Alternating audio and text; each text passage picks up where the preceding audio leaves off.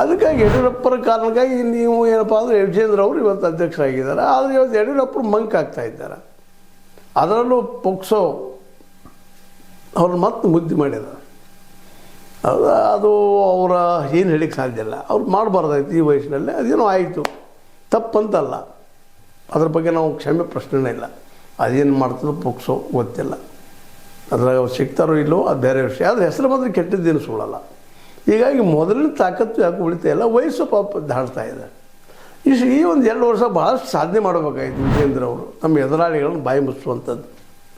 At least ತಮ್ಮ ಪರ ಇದ್ದರು. ನಾವು ಆಗಬೇಕಂತ ಆಸೆ ಎಲ್ಲರಲ್ಲೂ ಐತೆ, ಹಿರಿಯರಲ್ಲೇ. ಅವರು ವಿಶ್ವಾಸ ತಗೊಳ್ಳಲು ವಿಫಲರಾಗಿದ್ದಾರೆ. ಈ 8 ಮಂದಿನ ಬಿಟ್ಟರೆ ಇವರು ಆಗಲಿ, ಅವ್ರು ವಿರೋಧ ಮಾಡಲಿ. ವಿಜೇಂದ್ರ ಅವ್ರಿಗಿಂತ ಕರ್ರರಿಲ್ಲ.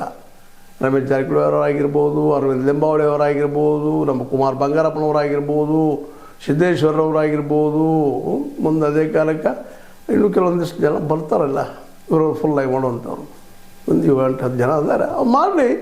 ಉಳಿದವ್ರು ವಿಶ್ವಾಸ ಹೋಗ್ಬೇಕಾಗಿತ್ತಲ್ಲ, ಅದೂ ಇಲ್ಲ ಇಲ್ಲಿವರೆಗೆ. ಅವರು ಎಷ್ಟಾದರೂ ದೂರ ಇದ್ದಾರೆ ಅವರು. ಮತ್ತು ಇವತ್ತಂತೆ ವಿ ಸೋಮಣ್ಣ ಜೊತೆಗೆ ಬೊಮ್ಮಾಯಿ ಅವರು ನಾವು ಯಾಕಪ್ಪ ಅಧ್ಯಕ್ಷ ಆಗಬಾರ್ದು, ನಾವು ಯಾಕೆ ಮುಖ್ಯಮಂತ್ರಿ ಆಗಬಾರ್ದು ಅನ್ನುವಂಥ ಒಂದು ಹಂತಕ್ಕೆ ಬಂದಿದ್ದಾರೆ. ಅವರು ವಿರೋಧಿಗಳಾಗಿದ್ದಾರೆ. ವಿಜಯೇಂದ್ರ ಪರ ಇಲ್ಲ ಅವರು, ಅವ್ರ ಪರ ಬ್ಯಾಟ್ ಬೀಸೋದಿಲ್ಲ. ಮತ್ತು ಅರವಿಂದ್ ಲಿಂಬಾವಳಿ ಅಂತ ಅವರು ವಿರೋಧಿಗಳಾಗಿದ್ದಾರೆ, ಸೀನಿಯರ್ ಮೋಸ್ಟ್.